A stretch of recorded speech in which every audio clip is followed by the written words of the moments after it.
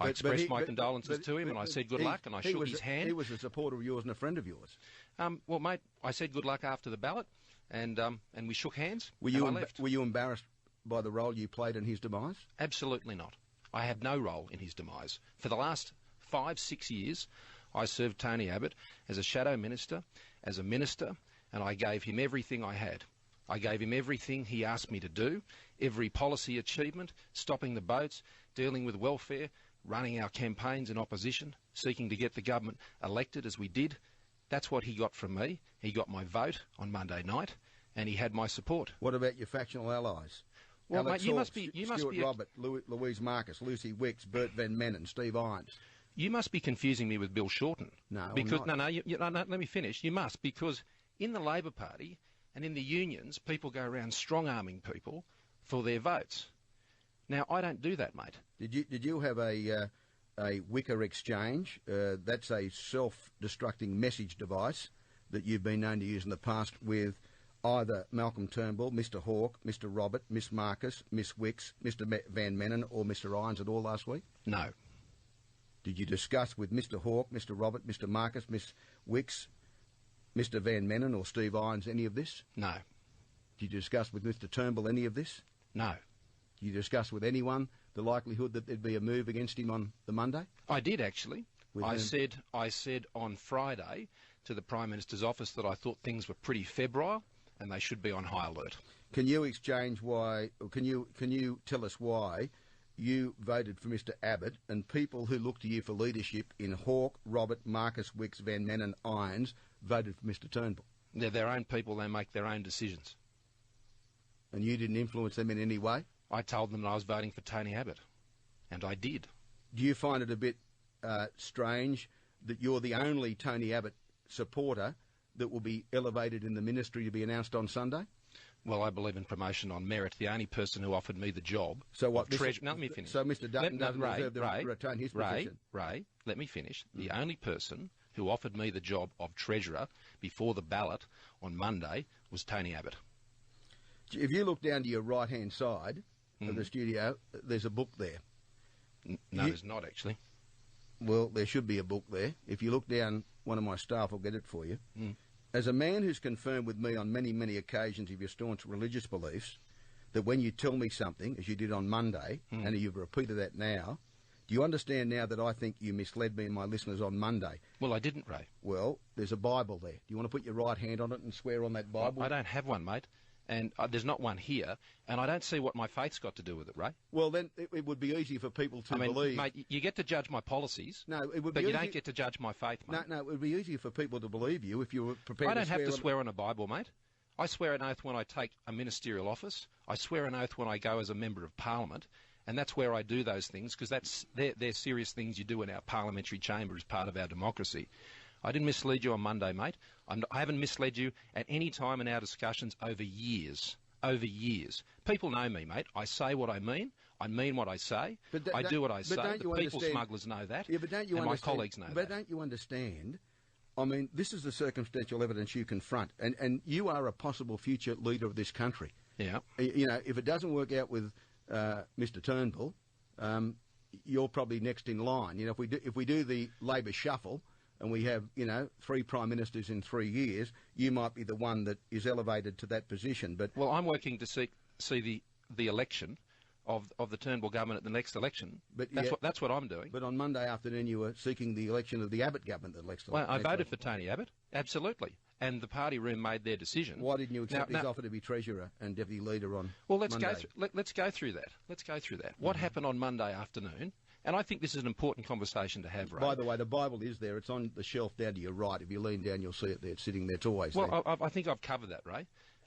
No, I just wanted to know whether you saw it or not. Well, no, I can't see it. There's not one there, mate. Okay. I'll show you what's there. You've got a copy of the budget from 2009-10. You've got a Productivity Commission report, and you've got a few other things. So, I'm not going to use my faith as a stunt, mate. So if it was there, you wouldn't use it anyway. No, Ray, I'm not going to use my faith for a stunt for your program. It's not a stunt. No, mate, it's a way of proving to people that you're telling the truth. With great respect, I don't appreciate you bringing religion and faith into this discussion. Well, I'm a man of my appreciate Ray, being lied to. I'm a man of my word, and if you can't accept that, mate, then that's your problem. It's not mine. But don't you understand the circumstantial evidence here? Peter Dutton's going to get the punt. I don't know that. How do you know that? Oh, please. How do you know that? What, have you been able to talk Mr Turnbull into keeping him? I'll have my discussions with Mr Turnbull, but why are you suggesting that would be the case? Would you try and keep Mr Dutton in his position? I think Mr Dutton has done a great job. I've said that on numerous occasions. Well, you obviously have some influence over the Prime Minister because you're being elevated to Treasurer from Social Services. So, that's a matter for the Prime Minister. As I said, the only person who offered me the job... You're going to be shocked and horrified on Sunday when he says you're the Treasurer? Pardon? Are you going to be shocked and horrified when he says you're the Treasurer on Sunday? If he asked me to be Treasurer and that's what we do, I will have got that on merit. The same way I've got every job, Ray. The same way you've got your job, because you've got it on merit, because you work hard and you respond to your listeners and you talk to your listeners and you run a good show. I do the same thing in my job. It may seem remarkable to you that someone in politics actually might be promoted on merit, but the only person who offered me the job of Treasurer was Tony Abbott. It's just strange that you're the only one elevated after voting for Tony Abbott. Everyone else... who do you suggest? Who do you suggest? Suggest for what? Well, who do you suggest he might... I mean, he can appoint anyone he likes.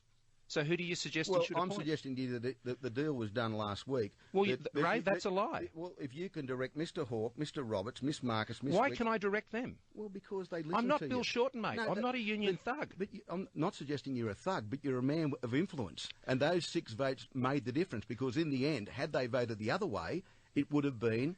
the status quo would have remained. So if they didn't want to vote for Mr Abbott and wanted to vote for Mr Turnbull, I should have got them to act like robots and do something against their judgment. Certainly not, but you... No, that's exactly what you've asked me to do, Ray. I'm suggesting you... Would you do that if Singo rang you today? Listen, I'm not in Parliament. I'm not up for public election. You are. So don't start talking about Singo and all the rest of it. No, I'm just saying... I'll tell you why I'm here. I'll tell you why I'm here. Because I've won 91 surveys in a row. That's why I'm here. If I lose 92, I mightn't be here. So I don't get elected. You do. And the people of Australia... You get elected every day. Yeah, people of Australia are looking for credibility.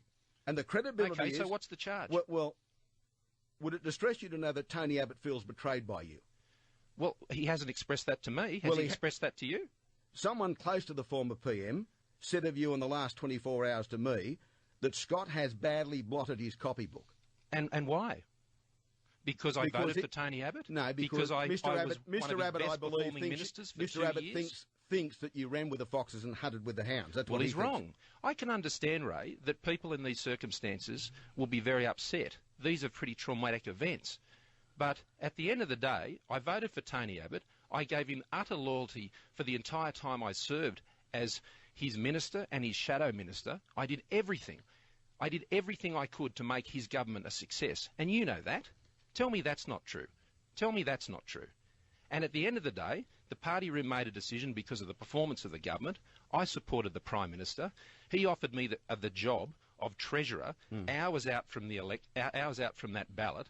He'd never done that before. He'd never had a discussion with me before about being his deputy leader. Were you dirty about that? I couldn't understand. Were you cranky about that? I can't understand, Ray, why I was being offered that job when he had showed such strong support for Joe Hockey. He was asking me to throw Joe Hockey under a bus. So you were cranky that he hadn't offered you the Treasurer's job before Monday, the 11th hour? I'd never sought it, and Tony Abbott knows that.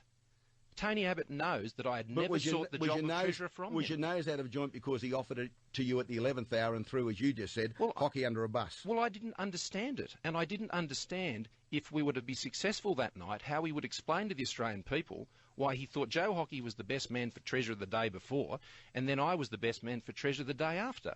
I mean, one of Tony Abbott's great strengths is his loyalty, and I didn't understand why he wanted me to pick a fight with Joe Hockey and throw him under a bus, and why he wanted me to pick a fight with Julie Bishop, who I had no grievance with. Are you picking a fight with Joe Hockey now because he's about to go under the 508 to Carlingford? Well, I'm not picking a fight with anyone. Well, you just told me that you didn't want Joe Hockey to go under the bus. On Sunday he's going into the bus and you're the man throwing him there. Well, no, I'm not throwing anyone anywhere. Well, you're going to have his job. Well, that is a matter for that's a matter for Malcolm Turnbull. And when it was a matter for Tony Abbott, he said that he supported Joe Hockey. Now, I said to the Prime Minister, why don't you offer the deputy to Joe, the former Prime Minister? Right, okay. I said to him, why don't you offer Joe to run with you?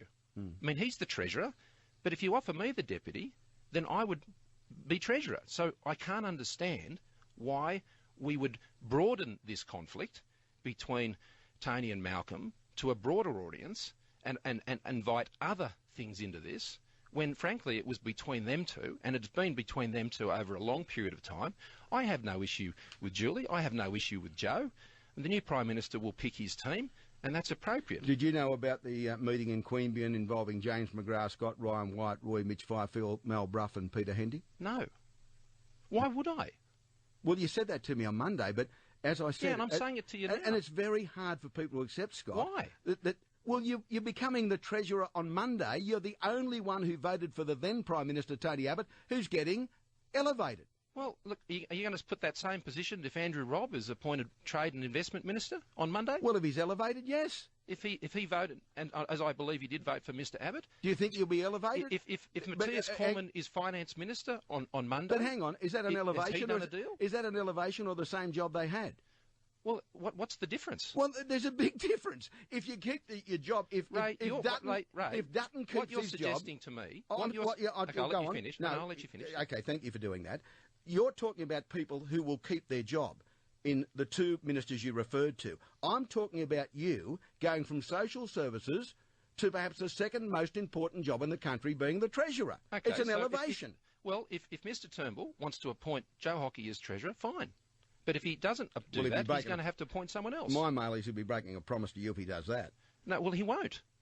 I've never been offered the job of Treasurer by Malcolm Turnbull. I mean, the only person who offered me that job before the ballot on Monday was Tony Abbott. And I knocked it back because I didn't think it was consistent and I didn't think it had been thoroughly thought through. I didn't think, as I worked through the issues, that there was no ticket that was running against Tony Abbott. Malcolm Turnbull was running against Tony Abbott. Julie Bishop had not asked Tony Abbott to stand down. And so I had no beef with Julie. And so why would I want to create two fights rather than one and disrupt the party even further? So, mate, you know, I can understand you're not happy about the outcome. No, that's all right. That's all right. I don't give a bugger to say about the that outcome. I had a parliament, Ray, is utter rubbish. Well, I'm telling you what the listeners are saying. The circumstantial evidence presents itself that you are the only person who voted for Tony Abbott who will get an elevation on Monday. Well, and how it's do you hard know that? There may be others who do as well, on the basis of merit. Fancy that. Well, Wouldn't it be amazing not if Malcolm Turnbull started appointing people on Well, merit? you know what? I'll probably have to withdraw and apologise to you if on Monday someone is elevated beyond their current ministry. But at the moment, it appears you're the only one. Well, you don't know that, Ray. I mean, what you're suggesting is the only reason that he might consider me for the Treasurer role, if that's what he wants to do, is because of a deal. And that's rubbish. I mean, your listeners know that in all my portfolios, I've worked my guts out, and I've got good results. Scott, no one's decrying your work as Immigration Minister or Social Services Minister. No one's decrying that. But what I'm suggesting... But you can't believe that my work in both of those portfolios, Ray, might actually lead someone to think I could do a job in another portfolio. You're a very ambitious young man, and it's one of the things I admire about you, plus your diligence and your hard work. But what I'm suggesting to you is, in a moment of weakness, you may well have decided that, you know, the bird had flown. He wouldn't sack Hockey because of his amazing loyalty, which was unfounded perhaps in the end, and you weren't going to get the job you aspired to, which was Treasurer and then perhaps Prime Minister. That's not true, Ray. I never sought the job of Treasurer, and Tony Abbott knows that. I never sought it, not once. I never asked him for it. I never pushed for it.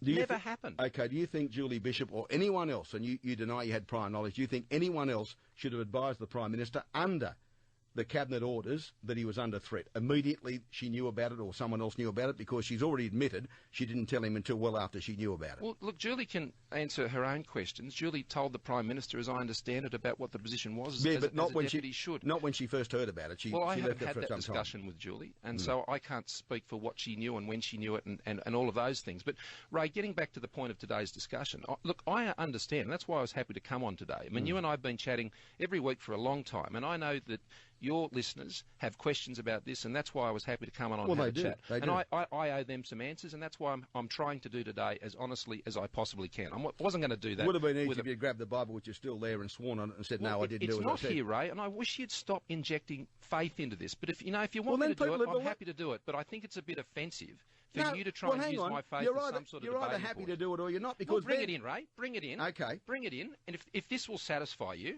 if that will satisfy you, then I think it's a pretty offensive thing to do to use people's faith Well, and religion I'm sorry. in an interview No, like this. no, I'm We're sorry. mates, mate, but that does step over the line. I'm sorry if you're offended by it, but it's a way of making sure that I believe you. And in the Well, same way Ray, that if people that's tell what the truth. you need, then I don't think we have the relationship that you thought we had and I thought we had. Well, it's a very simple request. You're a man of faith. I mean, there's no good me swearing on the Bible. I don't share your faith. Well, I will do it, Ray, but I think it's a very offensive thing for you to ask me to do. But Well, I'll do it if that's what I'm you not going to require. make you do anything, carry kicking and screaming to the table. If you don't want to do it, you don't want to do Ray, it. the reason I don't wish to do it is because I don't think my faith and my religion should be a matter of Australian political debate. But if you want to bring that into it, if you think that's the sort of thing you want to display here with the cameras on, if that's the sort of thing you want to choose to do on your program, that's up for you. So I'll let you decide whether you want me to do that or not. But if you insist, I will. I won't insist on anything. It's up to you. I'll leave it. No, mate. No, if you I'm put not it in there, if you want me to I'm do not it, insisting on you it. insist on it now, and No, I'll do I'm it. certainly not going to insist on making anyone do anything they don't wish to do. No, I Particularly don't you. wish to have my faith and religion used in this way in Australian political debate. But if that's what you want to do, bring it in and we'll do it, and we'll get it over with. We'll talk to you sometime in the future. Thank you.